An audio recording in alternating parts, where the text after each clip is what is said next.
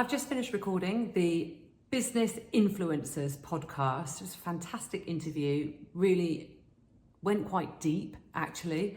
We chatted about a divine experience that the host had had when his father passed and how transformational that had been. We covered a range of topics around the stress productivity curve, the burnout epidemic.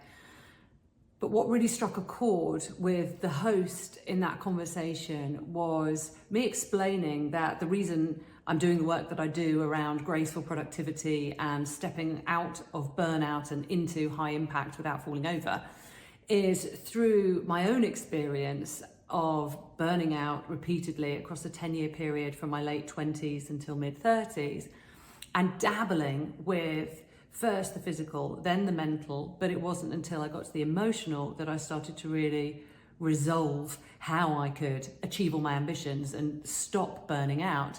Because all too often we go into this physical space of thinking if we address our sleep and our diet, then we're going to be okay. But it's not enough to just do the physical. Sometimes, like I did, we veer then into the mental, where we do more journaling or meditating, but even that wasn't enough. It was only when I finally addressed the emotional stresses and strains in my life that I actually was able to reach a place where I felt better able to deliver my highest impact.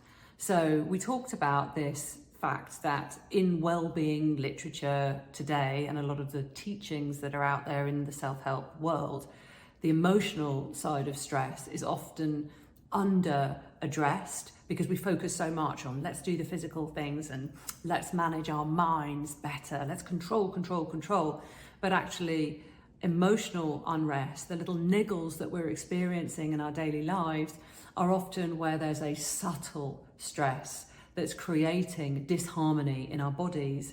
And this is what we need to pay attention to, the niggles, the triggers, and really address where we're feeling that little disquiet, because that little whisper of disquiet is quite often the clue to where that threat of burnout is coming from most significantly. So it was a good conversation. I really enjoyed it, and I can't wait to share the whole episode with you.